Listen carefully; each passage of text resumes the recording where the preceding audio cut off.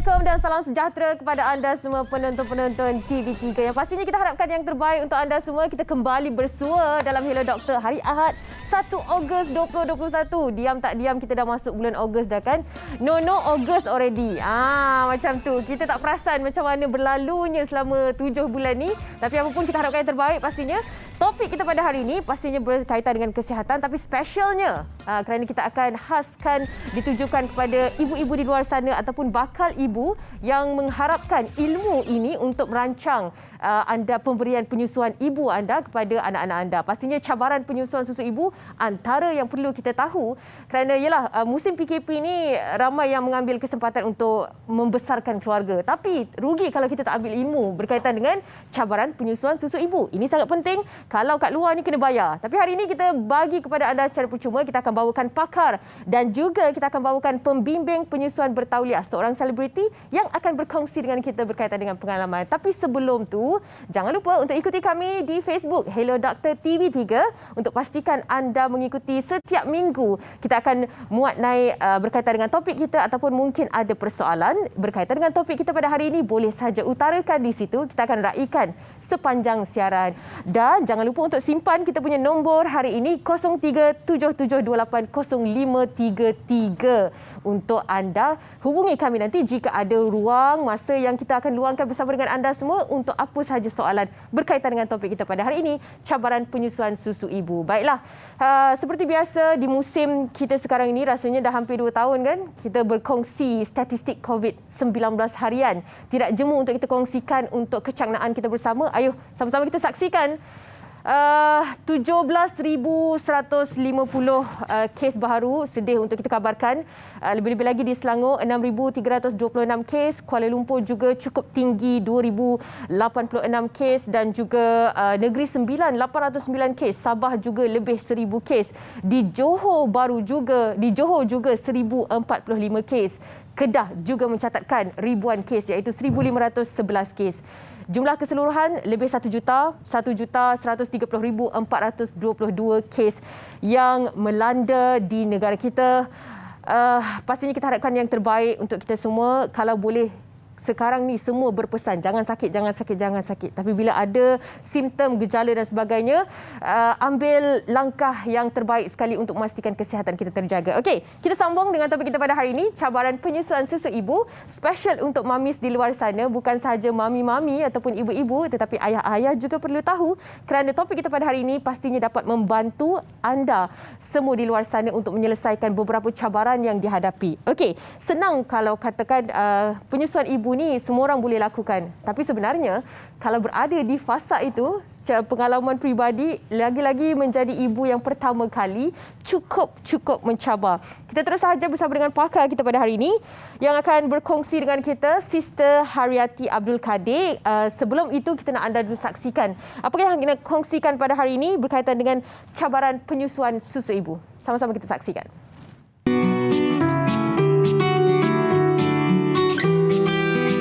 Penyusuan susu ibu penting sebagai permulaan hidup yang paling sihat untuk setiap bayi yang dilahirkan. Sedarkah anda bahawa pada 1 hingga 7 Ogos setiap tahun merupakan sambutan Minggu Penyusuan Susu Ibu? Tema yang dipilih pada tahun ini ialah Lindungi Penyusuan Susu Ibu, Tanggungjawab Bersama. Sambutan ini bukan sahaja bertujuan menggalakkan ibu untuk menyusu badan, malah menyokong cuti paterniti atau cuti selama 3 hingga 7 hari yang diberikan kepada suami setelah isterinya melahirkan anak. Kempen kesedaran penyusuan susu ibu ini penting kerana masih terdapat kira-kira 40% golongan ibu yang tidak mempunyai cukup pengetahuan tentang cara menyusukan bayi dengan betul. Kesedaran juga ditujukan buat keluarga kerana sokongan mereka memainkan peranan dalam menjayakan penyusuan susu ibu.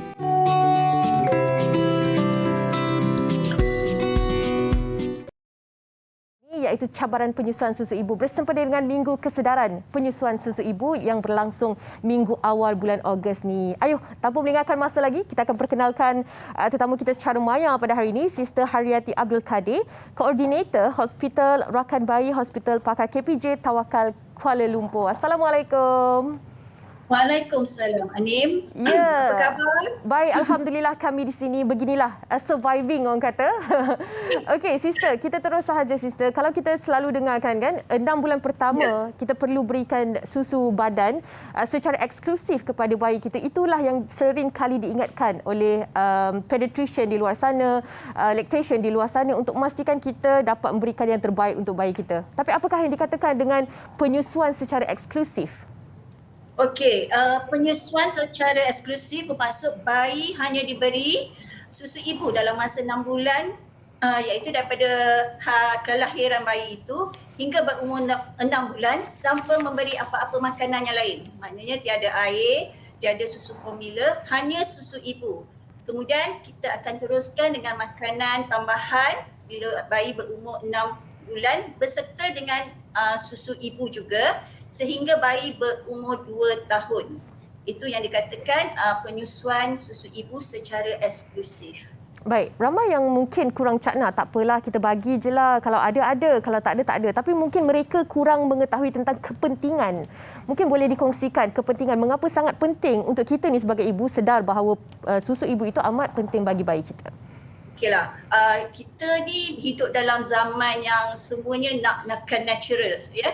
Jadi sepertinya penonton sedia maklum, susu ibu ni adalah alami daripada ibu tu sendiri. Maknanya natural daripada ibu tu sendiri. Jadi setiap yang ibu tu berikan kepada bayi adalah sesuai untuk bayi yang lahir tu. Sepertinya kalau macam bayi tu lahir pramatang, susu yang diberi memang sesuai untuk bayi yang pramatang. Kalau susu tu untuk bayi bayi yang matang, memang susu itu sesuai untuk bayi yang matang. Jadi susu ni dia banyak sangat khasiat dia, terlalu banyak sampai kita tak boleh nak bagi evidence of it. Tapi yang boleh saya katakan susu ibu ni kepentingannya dia memberi satu imunisasi lengkap kepada bayi itu. Maknanya dia segala vitamin, segala mineral, segala zat galian yang bayi perlukan semuanya terdapat dalam susu ibu tu. Lagi satu, sekarang ni kalau macam susu formula kan, kalau kita nak buat susu formula kita kena bancuh, kena masak air. Jadi susu ibu ni tak perlu. Semuanya serba mudah. Jadi itu yang saya rasa banyaklah kepentingan dia. Even pada ibu pun dia boleh membantu ibu juga untuk merehatkan badan semua. Jadi tak perlu nak susah-susah sediakan susu, nak masak air. Jadi banyaklah sebenarnya. Bukan itu sahaja kan, kadang-kadang itu merupakan bonding kita bersama anak kan. Itulah waktu yang terbaik sekali masa kita nak mendapatkan bonding bersama dengan anak. Okey, sister, kita nak saksikan dahulu ada soalan dari rakan kita di social media. Ayo sama-sama kita saksikan terlebih dahulu. Ceng ceng ceng ceng ceng. Oh, tidak keluar lagi keluar muka saya. Sekejap. Kita masih lagi menunggu soalannya. Okey, tak apa. Nanti kalau ada kita akan utarakan di Bergurau 1 Ogos ni. Sister, kita kembali dengan sister. Kandungan laktosa yang penting untuk tumbuh-sarang bayi. Mungkin kita kurang sedikit ilmu tentang tu. Sila kongsikan. Okey, laktosa ni adalah gula lah Gula yang memang ada di dalam susu Cuma laktosa ni kita considerkan sebagai gula sihat Dia terdiri pada 2 komponen iaitu glukosa dan juga galaktosa. Memang semua jenis susu, tak kira susu formula atau susu haiwan atau susu ibu, memang ada laktosa ni lah. Jadi laktosa ni untuk susu ibu amat banyak dalam susu ibu tu. Dia adalah jenis komponen gula yang boleh membantu untuk perkembangan bayi tu. Maknanya macam glukosa dia memberi tenaga kepada bayi itu. Jadi kalau macam bayi itu sihat, dia nak berlari, dia memerlukan glukosa ni untuk memberi tenaga kepada dia. Jadi bila dia bertenaga, maka dia akan ada perkembangan otak yang elok.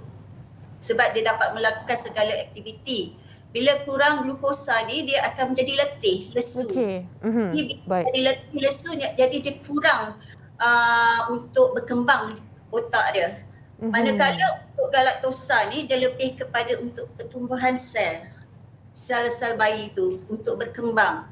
Jadi dia juga akan membina sel-sel otak, maknanya yang kita kata berhubung tu semua, galaktosa adalah salah satu je lah. Jadi dia juga memberi imun, ya, dia menggalakkan imun sistem kepada badan bayi itu sendiri. Jadi kedua-dua laktosa yang kita yang orang kata selalu bincangkan, inilah dia. Maknanya kita jangan takutlah sebab ada yang orang kata dia ada lactose intolerance lah, pernah dengar kan lactose intolerance? Pernah.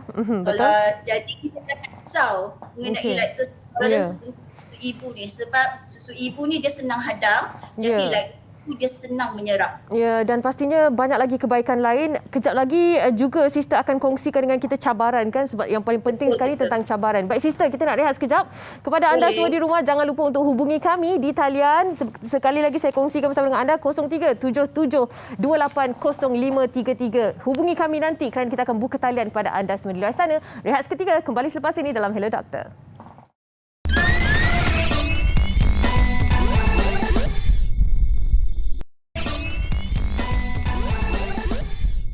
Cabaran penyusuan susu ibu. Itulah topik kita pada hari ini. Kalau mungkin anda tidak sempat bersama dengan kita seawal jam 5.30 tadi, kita bincangkan tentang apakah cabaran-cabarannya. Kali ini, kita nak berkongsi dengan anda semua mungkin pengalaman yang boleh dikongsikan oleh individu ini. Seorang ibu hebat. Bukan sahaja selebriti, influencer, dialah founder, dialah juga merupakan pembimbing penyusuan bertauliah. Siapa lagi kalau bukan Ika Nabila bersama dengan kita hari ini. Hai!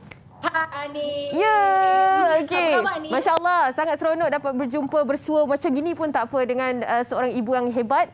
Okey, kita terus sahajalah. Topik kita pada hari ini nak bantu ibu-ibu di luar sana untuk ada pengalaman macam mana yang dilalui oleh Ika sendiri. Kongsikan sedikit pengalaman menyusukan Noah Zain. Alright, okey. Sebenarnya kan benda paling penting sekali bila jadi ibu, especially untuk ibu yang pertama kali, bukan 3 trimester waktu kita tengah hamil tu.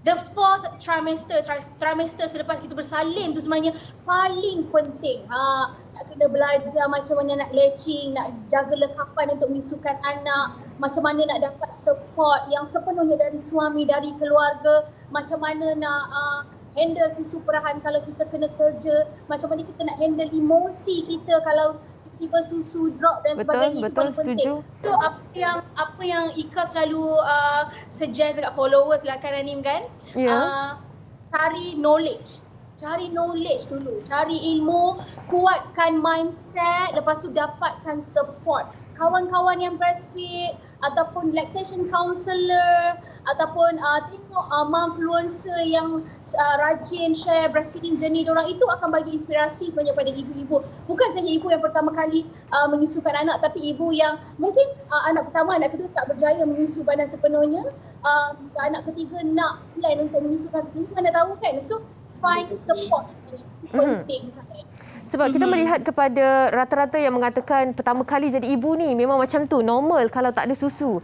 Tapi lain pula situasi bersama dengan Ika. Meriah betul bila kita tengok hasil yang dikongsikan di social media, sampai terpengaruhlah mereka yang menyaksikan tips dan sebagainya. Masya Allah. Okey, sebenarnya kan bukan meriah betul. Sebenarnya apa yang ada yang korang tengok dekat social media tu, jumlah susu ataupun sharing Ika, betul-betul mengikut demand anak Ika Muhammad Noah Zain. Noah Zain adalah orang panggil high demand baby. Menyusu sehari siang saja 33 ounce. Masya Allah, semangat. Yes, dia memang alhamdulillah seorang anak yang betul-betul suka susu ibu. So maksudnya Ika punya demand tu, supply Ika memang mengikut demand anak, alhamdulillah. And of course kita ada up and down lah. Especially ibu bila selepas dia melahirkan, kemudian dia datang bulan, susu drop. Lepas tu vaksin, kadang-kadang bila vaksin ni bukan sebab vaksin susu kita drop, tapi sebab kita balas badan, buatkan susu kita kurang. Maksudnya bila kita ada ilmu kan Anim, senang untuk kita naikkan balik susu tu, insyaAllah mengikut demand anak kita. Okey, kita nak tahu lagi banyak sebenarnya bersama dengan Ika. Lalang Ika ni banyak sangat bagi knowledge dekat group support. Tapi Ika, kita juga bersama dengan Sister Haryati. Yes, sister.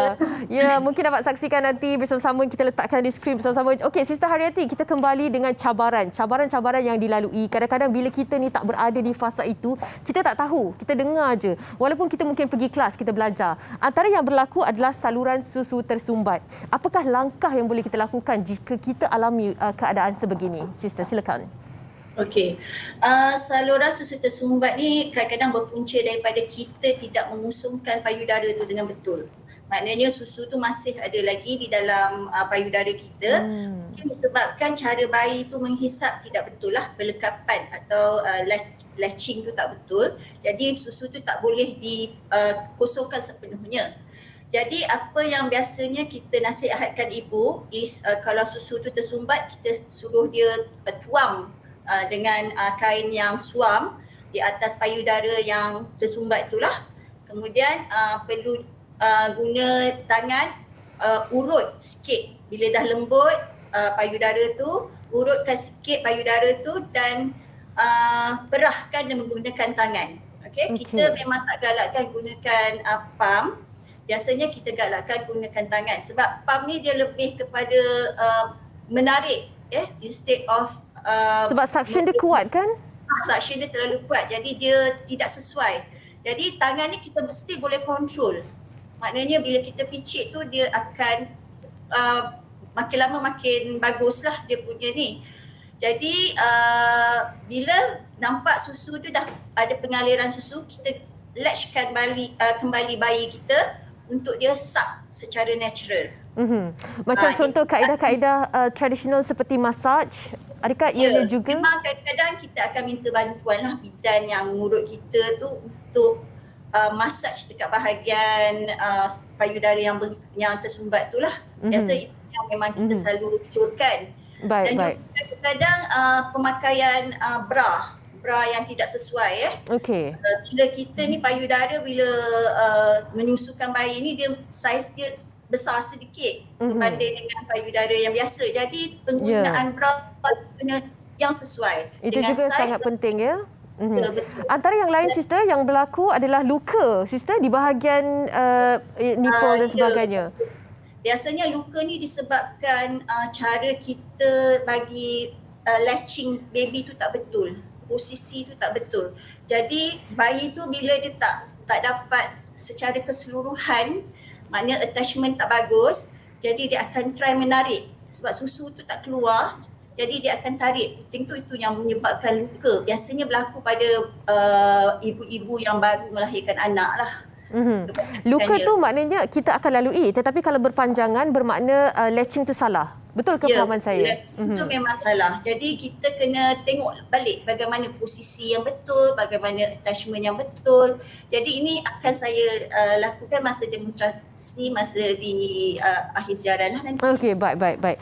Kita juga Ika, kita nak tanya jugalah Ika kan. Pastinya Noah dah setahun lebih kalau tak silap saya. Noah lagi 2 bulan, Alhamdulillah 2 tahun. Okey, sepanjang menyusukan Noah ni pastinya macam-macam keadaan yang dilalui. Luka antaranya? Yes, luka, block duct, engorge, name it. Itu adalah turun naik penyusuan lah sebenarnya. And of course macam tadi sister cakap, bila block duct tu kita kena massage. Tapi sekarang ni Anim PKP tak ada orang yang boleh datang rumah massage. Waktu Ika, apa yang Ika boleh share dengan penonton, apa yang I buat simple saja. Waktu mandi tu, halakan shower yang suam tu dekat breast and then uli-uli breast. Ataupun kalau ada block duct, boleh rendamkan kita punya areola dekat dalam Epsom salt. It works on me. And Alhamdulillah memang berkesan. Manalah tahu kalau ada ibu-ibu yang nak cuba. Yelah kan sekarang kita tak boleh nak panggil tukang urut dan sebagainya datang rumah. So, Ya, okey, itu dia tips yang dikongsikan oleh Ika, cukup berguna sekali. Saya pasti ini agak canggung didengari oleh mereka yang tidak terlibat dalam proses ini, tapi tak apa, ilmu tetap ilmu, okey? Kita nak raikan soalan dari rakan kita di social media. Ayo kita saksikan. Mizi Farzana, doktor, betul ke menyusu badan akan memberi kesan kepada berat badan? Terima kasih Mizi Farzana. Okey, kita ada sister di sini untuk menjawab. Sister silakan. Betul ke menyusu badan ni boleh memberi efek kepada berat badan? Tak semestinya lah. Sebab bagi saya menyusu badan ni actually boleh lagi menjaga badan kita. Tapi setengah orang dia percaya bila kita menyusu badan tu pemakanan tu akan kena ditambah. Maknanya apa yang kita makan sekali ni kena tambah 2 kali. Jadi itu mungkin yang menyebabkan retain of food lah dalam badan tu. Bukan disebabkan penyusuan tu, tapi disebabkan oleh apa yang kita makan tu. Okey, sister, secara ringkas sebab kita nak commercial break dulu, tapi sebelum tu kita nak tanya, bengkak susu antara yang berlaku juga, apakah antara penyelesaian yang boleh dikongsikan, sister? Okey, biasanya bengkak susu ni sebab kita menghasilkan susu yang banyak. Jadi bila susu ni terlalu banyak dan tidak dikosongkan, itu yang menyebabkan bengkak susu. Jadi biasanya kalau saya berjumpa dengan ibu-ibu yang seperti ini, saya menggalakkan dia untuk perah. Maknanya we go on perahan, maknanya susu itu boleh disimpan lah. Jadi kita akan mengurangkan potensi of bengkak susu ni lah biasanya. Dan ianya memang berlaku pada mereka yang terutama sekali ibu baru juga kan? Benar. Selalu berlaku lah. Sangat memang macam Ika lah tadi. Ilmu untuk kita simpan susu juga perlu tahulah, tapi itu mungkin kita perlu adakan topik yang lain. Tapi kita nak rehat seketika. Sebelum tu kita nak anda semua hubungi kami di 0377280533 untuk kita berbincang, untuk kita berbual, bertanyakan tentang topik kita pada hari ini, cabaran penyusuan susu ibu. Kita rehat seketika.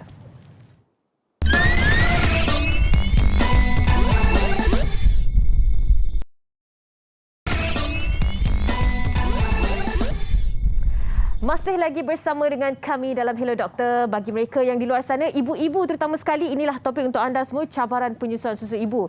Baik, tadi kita dah war-warakan kepada anda semua untuk hubungi kami. Alhamdulillah kita ada seorang pemanggil di talian untuk bertanya berkaitan dengan topik kita pada hari ini. Kita ada Azmalina dari Johor Bahru. Assalamualaikum. Waalaikumsalam. Okey, apakah soalannya? Kita ada sister di sini untuk membantu anda. Silakan. Okey, saya baru salin anak, kira anak first lah ni. Perempuan kan, dah 2 bulan. Okey, Alhamdulillah. Masa menyusu tu, dia macam main-main ataupun saya jenis puting yang tenggelam sikit lah. Jadi dia main-main, macam tak puas tau minum susu tu. Okey. Jadi, adakah cara leaching, yang cara pendekapan? Tu salah ke ataupun macam mana tu? Okey, baiklah. Jadi, budaknya macam tak puas susu. Sebab tu saya kena tambah kan, tambah susu gitu. Baiklah. Ada lagi soalan yang lain? Tak ada, tu saja. Okey, terima kasih. Dengarkan jawapan dari sister. Sister, saya kira cukup jelas dengan soalan ini. Keadaan puting tenggelam ataupun dipanggil puting buta ni kan, orang kata kan. Selalu kita dengar terms-terms tu, inilah yang selalu juga berlaku. Silakan sister, penjelasannya. Okey, untuk yang masalah-masalah yang seperti ini memang kebanyakan bayi dia sukar untuk menyusu dengan betul. Tapi kalau dengan latching yang betul atau pelekapan yang betul, insya-Allah bayi itu boleh menyusu dengan elok. Maknanya tak akan berlaku masalah lah. Jadi kalau nak belajar latching ni, dia kena banyak melihat panduan kita boleh melihat daripada, mungkin kita minta bantuan daripada pakar laktasi ataupun daripada kumpulan sokongan lah Biasa mereka boleh mengajar bagaimana nak buat latching yang betul. Tapi nanti kita akan tunjukkan juga bagaimana proper latching ni.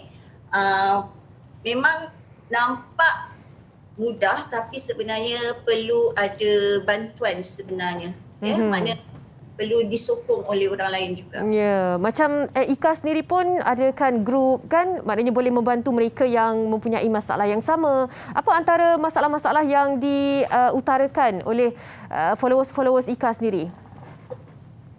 Alright, macam biasa, macam tadi juga, flat nipple, inverted nipple, anak tak fokus, anak selalu nak tidur waktu menyusu, anak tak nak berjaga malam waktu menyusu, malam susu bengkak and biar sampai siang keesokannya susu drop. So banyak sebenarnya soalan and Ika selalunya akan suggest based on my experience, and kalau di luar kuasa Ika akan refer ke lactation counsellor. And jawab dekat my followers.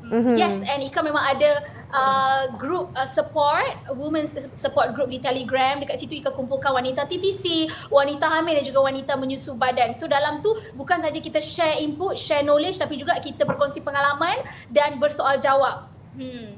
Hebat kan? Sebab tu saya cakap ini antara yang satu inisiatif yang cukup bagus sekali.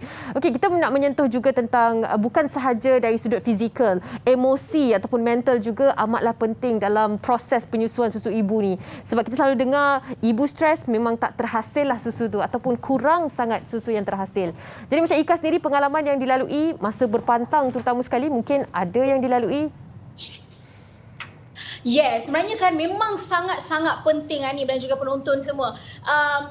Bila ibu menyusu ni, you kena make sure you ada banyak hormon oksitosin, hormon kasih sayang, hormon yang boleh buat you bahagia. You tak boleh stres, you kena positif. Kalau you rasa you scroll on social media boleh buat you stres, mute dan hide dulu. Jangan tengok. Please refer ataupun tengok benda-benda yang positif saja. Sebab kadang-kadang mindset kita, emosi kita memang sangat-sangat mengganggu kita punya pengeluaran susu. Macam Ika kan Anim, bila Ika syuting, kalau hari yang syuting tu scene yang sedih, susu pun sedih nak keluar. Sebab apa? Sebab kita menangis-nangis, kita emosi, susah nak keluar. Tapi bila balik, jumpa anak, happy-happy, makan sedap, susu banyak keluar, Alhamdulillah. So, begitu sekali kan emosi, dia mempengaruhi. Yes, memang penting sangat sebenarnya. Okey, kita juga nak dengarkan penjelasan sister kaitan dengan emosi dengan penghasilan susu ibu ni. Untuk ibu-ibu ni, especially ibu barulah ya, bila ada perubahan cara hidup tu, maknanya sebelum ni boleh tidur boleh tidur lena malam, tiba-tiba dah berubah, ada bayi, jadi emosi ni akan mengganggu. Ini antara emosi yang boleh mengganggu penghasilan susu itu. Jadi biasanya kalau emosi terganggu, jadi ibu ni dia tak boleh nak concentrate sepenuhnya. Even kalau kita ajar dia pun, dia tak berapa nak berkonsentrasi lah sebab dia rasa dia ada yang sampai orang panggil depression lah. Ya, ada blues kan? Ya.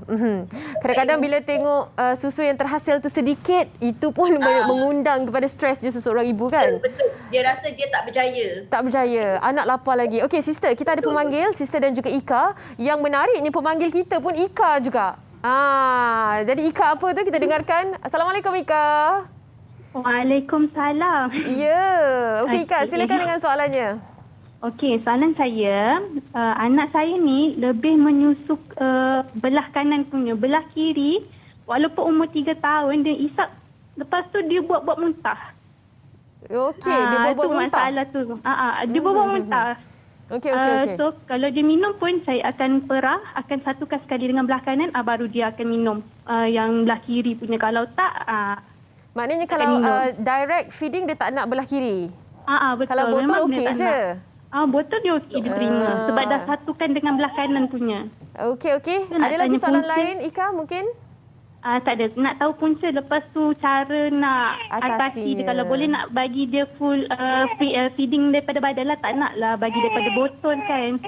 Tu dengar suara anaknya tu. Yang tu ke yang menyusu tu? Ya. Okey. Kita dengarkan jawapan dari sister ya. Terima kasih. Terima kasih Ika. Okey sister, ini pula kes yang berbeza ya. Silakan sister, mungkin jelas dengan soalannya. Ya.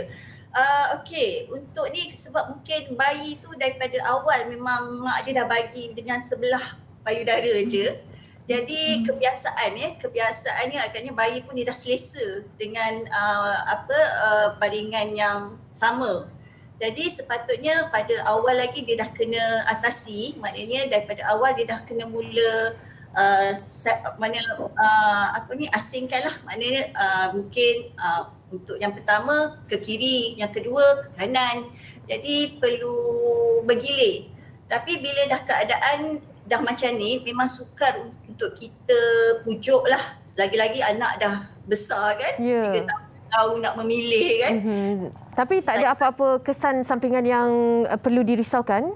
Tapi kalau dia kata dia perah di bahagian yang tidak disusukan saja, it's okay. Unless kalau dia tak buat apa-apa di bahagian yang yang diberi susu, yang tidak diberi susu secara terus tu mungkin akan menyebabkan masalah jugalah. Takut ada bengkak ke, okey, yang boleh menyebabkan masalah wadada lah. Tapi kalau dibedah, insya-Allah tak ada. Okey, insya-Allah. Mungkin masa yang diambil tu agak lama lah untuk biasa sebenarnya kan? Okey, kita juga ada soalan yang seterusnya. Tapi sebelum tu kita nak kongsikan bersama dengan anda semua. Ini mungkin sangat bermanfaat untuk ibu baru. Demo yang akan dilakukan, kita nak menjemput Sister Yusmawati Cik Muhammad Yusof, jururawat laktasi. Seperti mana yang anda dapat saksikan, inilah antara demo yang nak diberikan. Silakan. Okey, Yusma dia akan tunjukkan cara-cara antara posisi-posisi yang memang kita recommend lah ya, yang kita showkan kepada ibu-ibu untuk menyusukan bayi mereka. Antaranya adalah cradle hold Cradle hold yang kebanyakan ibu memang selesa lah, okey. Di sini saya ingin ada beberapa jenis posisi. Posisi di atas, kalau cradle hold ni dia bayi di atas lengan ibu dengan keseluruhan badan lampu badan bayi.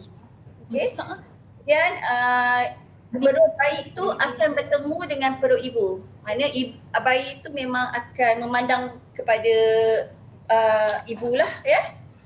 Dan tangan yang sebelah, tangan yang free tu akan memegang payudara dengan berbentuk C. Okey.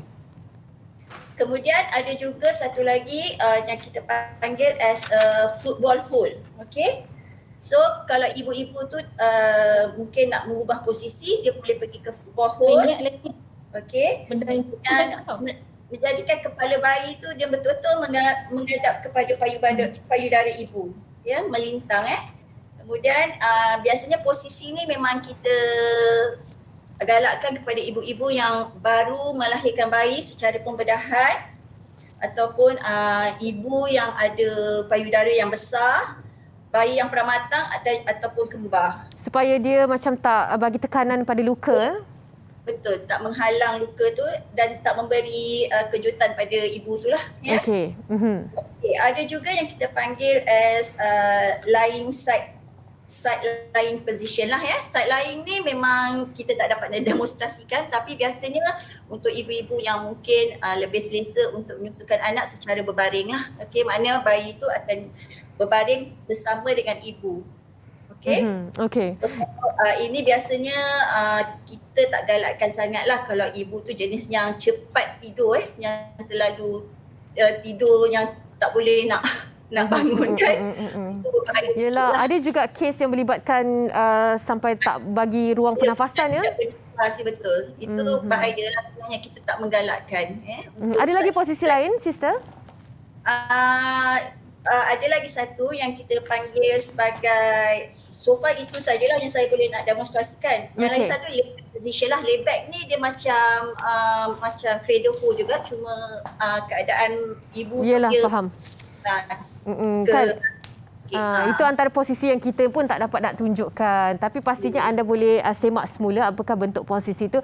Terima kasih kita ucapkan kepada jururawat laktasi Yusmawati tadi berkongsi dengan kita antara posisi-posisi yang boleh menjadi pilihan ibu-ibu di luar sana untuk memastikan keselesaan dan juga memastikan anak-anak anda semua dapat apa yang ingin dilakukan, terutama sekali proses penyusuan yang paling baik sekali lah.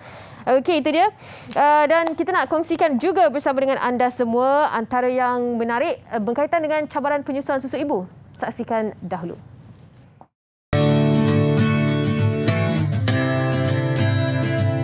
Biasanya setiap 2 jam sekali saya akan susukan anak saya. Kalau anak saya tidur pun saya akan kejutkan dia untuk minum susu. Dari segi pemakanan pun perlu jaga. Banyakkan makan buah-buahan dan sayur-sayuran. Minum air secukupnya. Sebaiknya elakkan fast food, minuman bergas dan berkafein. Bayi saya menyusu setiap 2 jam dan permintaan yang berterusan ini telah dapat dirasakan dapat menghasilkan susu yang lebih banyak. Malah saya dapat mengepam susu untuk dijadikan sebagai stok. Saya tidak mengamalkan apa-apa pil khusus untuk menambahkan susu badan. Hanya meneruskan pengambilan Obimin yang telah pun diamalkan sejak mengandung lagi. Anak saya berusia 8 bulan. Biasanya dalam satu hari rutin menyusui dia mungkin 5 ke 6 kali atau lebih. Ikut demand dari saya. selalunya jarak antara 2 ke 4 jam dalam satu hari.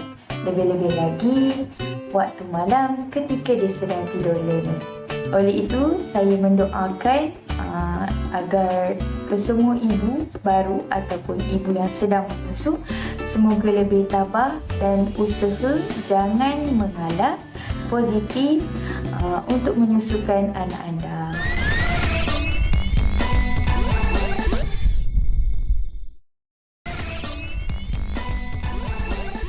Hello doktor, kembali bersama dengan anda untuk topik kita pada hari ini, cabaran penyusuan susu ibu. Jadi tanpa melengahkan masa, terus saja kita raikan. Ada pemanggil nak tanya berkaitan dengan topik kita pada hari ini.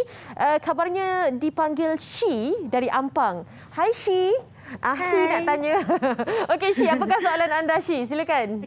Okey, saya ada anak berumur 3 bulan. Jadi baru ni dia pergi check up. Dia punya berat tak naik sangat. So saya nak tips macam mana nak pekatkan susu ibu untuk berat anak naik.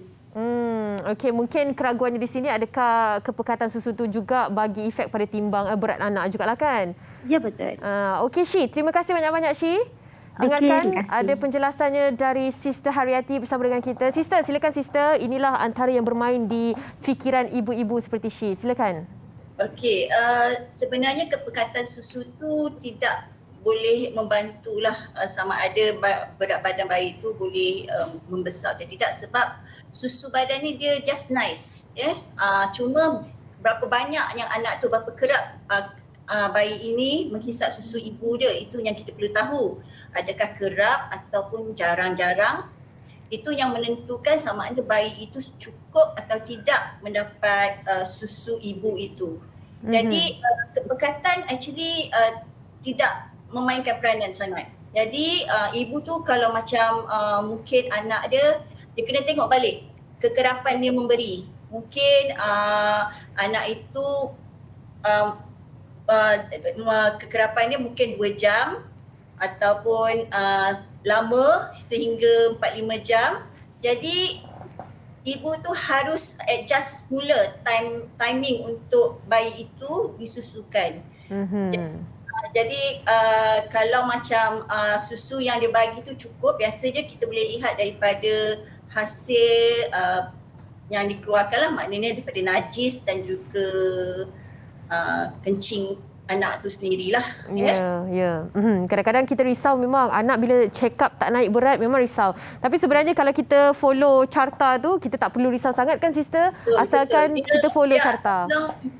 Ikut daripada carta weight tu lah. Biasanya dan weight. Kalau okey, kalau doktor kata dah okey je lah. Tak perlu nak besar sangat bayi ke. Betul. Okey, faham. Okey, kita terus bersama dengan Ika Nabila. Lama kita tak dengar Ika bersuara ya. Ika. Okey, antara soalan saya, Ika seorang founder. Maknanya ada bisnes sendiri. Bekerja, kena syuting, kena uruskan anak. Maknanya alasan yang selalu kita dengar tak nak susukan anak ni sebab busy lah. Tak ada masa nak pump. Kita tak disiplin pump.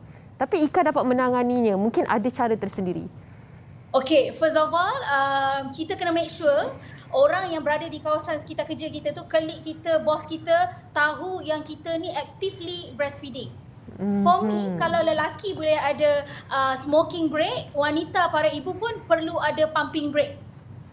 And itu sebenarnya adalah salah satu cara untuk kita educate orang-orang dekat tempat kerja kita, walaupun diorang belum kahwin ataupun like zero, tak tahu berkenaan dengan breastfeeding, tahu yang actually breastfeeding is very important. And tak kisahlah macam mana pun, seorang ibu tu perlu ada pumping break and perlu ada allocate masa untuk perah susu dan disimpan dekat anak dekat rumah. Yes, memang banyak sangat Anim. Orang cakap tak ada masa, tak sempat. You sebenarnya boleh adjust masa you. On the way nak pergi kerja, dalam kereta you boleh perah. And then balik during makan, lunch time perah. Itu apa yang Ika buat. Time makan sambil perah, sambil make up, sambil perah susu. Berapa lama Ika adjust dapat biasa dengan keadaan tu? Macam mana? Sorry Ani? Berapa lama Ika adjust dapat biasa dengan keadaan tu? Rasa macam keadaan yang setiap masa yang kita lakukan tu boleh pumping break, tak membebankan Ika?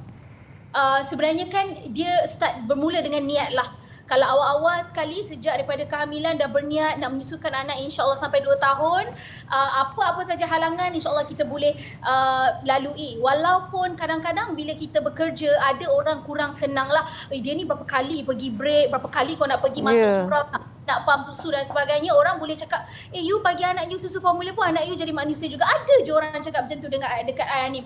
But kita always take everything positively. Okay, tak apa. Ini adalah cara kita untuk besarkan anak, and I know what best for my son, and memang niat nak bagi anak susu ibu sampai 2 tahun, so I kena buat juga walaupun kekurangan masa, kekurangan sokongan dan sebagainya, tapi kita buat je.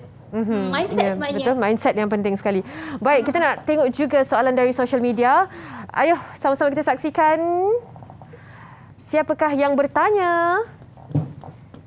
Ini dia, Sahziatul Siddiq. Assalamualaikum doktor. Waalaikumsalam. Dilema apabila anak saya suka susu yang dipam berbanding menyusu terus dari ibu. Di mana silapnya? Soalan yang pertama. Soalan yang kedua, bagaimana bagi ibu muda bersalin anak pertama? Mungkin proses mengeluarkan susu agak sukar. Bagaimana untuk menggalakkan susu? Apakah faktor pemakanan atau mindset itu memainkan peranan? Terima kasih. Baiklah Sahziatul, kita dengarkan dahulu. Mungkin sister jawab terlebih dahulu sebelum kita dapatkan pandangan seorang lagi. Ika, silakan sister. Okey, untuk dilema penyusuan apa tadi soalan dia? Betul. Dia dilema sama ada bagaimana untuk menggalakkan susu. Mungkin sister boleh jawab yang okey, sebab mungkin daripada awal dia dah mula start bagi susu tu melalui secara yang telah dipam lah maknanya tak direct feeding. Jadi bayi tu dia dah terbiasa dengan alatan, mungkin saya tak tahulah sama ada dia menggunakan botol ataupun dia menggunakan cup feeding. Okey, sebab biasanya kalau kita nak bagi susu ibu walaupun secara yang telah dipam, sebab biasanya kita galakkan guna cup feeding ataupun spoon feeding, kita tak galakkan secara botol sebab botol ni dia mudah untuk bayi. Bila bayi ni dia nak suka yang mudah, dia tak nak yang terlalu sukar untuk dia, sebab kalau direct feeding ni dia kena ambil masa, dia kena nak menghisap tu lama. Kalau botol ni dia senang, cepat je habis. Tu sebab mungkin dah biasa dengan teats feeding, bottle feeding, dia dah tak lagi dengan direct feeding lah. Itulah sebabnya mungkin kebiasaan dari peringkat awal kan. Okey, baiklah Sister, terima kasih. Ika juga nak jawab mungkin soalan yang kedua ditanya oleh Sahziatul sebentar tadi. Okey, mindset macam tadi Ika cakap sangat-sangat penting, especially ibu yang pertama kali nak menyusukan anak. Yes, makanan juga. For me, makan ikut badan you. Jangan makan untuk 2 orang. Makan kat badan you and makan makanan yang berkhasiat, drink a lot of water, dapatkan nutrition yang secukupnya, or maybe you can get lactation support drink untuk support you, maksudnya bukan bila you ambil lactation support drink you minum banyak-banyak lepas tu susu you banyak, tidak. Berbalik pada fisiologi penyusuan sebenar, demand dan juga supply. You hanya perlu makanan ni untuk support you punya journey penyusuan supaya lebih mudah, tenang, especially those yang bekerja. Ya, betul. Mindset. Tak payah mindset je. Apa-apa hal mindset kita kena cekal dan kuat. Okey, sister. Sebelum kita akhiri perbincangan kita pada hari ini, apakah kesimpulan yang boleh disampaikan kepada penonton-penonton di luar sana? Silakan sister. Untuk menyusukan badan ni walaupun nampak mudah tapi sebenarnya tidak mudah. Jadi as Ika said, mindset has to be, we have to set lah. Maknanya kalau kita benar-benar nak menyusukan anak kita sehingga 2 tahun, so we have to tanamkan niat tu. Jangan orang kata bila kita dah separuh jalan, kita dah tak naklah, susah lah apa. Jadi mindset, kira everything is about positivity lah. Okay. And then perlu ada orang yang membantu. Maknanya kita perlu belajar. Maknanya jangan malu untuk belajar. Kadang-kadang ibu-ibu ni dia malu untuk bertanya. Tak perlu malu sebab kita ramai orang yang boleh membantu. Kita ada pakar laktasi yang berada di hospital. Kita ada juga kumpulan sokongan NGOs yang boleh membantu. Jadi dapatkan nasihat daripada mereka jika kita ada masalah. Okay, so saya berharap mungkin dalam masa PKP ni mungkin kita tidak dapat berjumpa secara berdepan kan? We go online, we go on Maya. Okay, banyak cara actually kita boleh belajar. Ada juga kita boleh melihat daripada YouTube, daripada pamphlet. Okay, so dapatkan bantuan orang yang lebih aktif. Okay, Ika, mungkin ada yang ingin disampaikan kepada ibu-ibu di luar sana yang nak jadi macam Ika. Secara ringkasnya silakan. Alright, okay. Macam tadi kau cakap, kalau you cakap mindset, you nak set untuk 2 tahun terus, mungkin ada setengah ibu rasa, alah panjang sangat. Ataupun tiba-tiba adalah kata-kata dalam fikiran cakap, alah dia ni dah biasa keturunan makan banyak susu dan sebagainya. Tak apa. Kita set sikit-sikit. 6 bulan dulu, setahun, setahun setengah. InsyaAllah you boleh sampai 2 tahun. InsyaAllah, insyaAllah. Tak dalam hati. InsyaAllah. Baik, amin. Okey, terima kasih Ika Nabila dan terima kasih juga kepada Sister Haryati Abdul Kadir bersama dengan kita pada hari ini, dan kepada anda di luar sana, kita harapkan perbincangan pada hari ini bagi manfaat kepada anda semua. Terima kasih kedua-duanya. Assalamualaikum. Okey. Okey, kita harapkan yang terbaik. Kalau anda inginkan, pasti ada jalan yang terbaik untuk anda semua, terutama sekali kepada ibu yang ingin melakukan penyusuan secara eksklusif kepada anak anda. Baik, Assalamualaikum kepada semua. Terima kasih banyak-banyak kerana menyaksikan kami Hello Doktor. Jumpa minggu hadapan, waktu yang sama. Assalamualaikum. Bye-bye.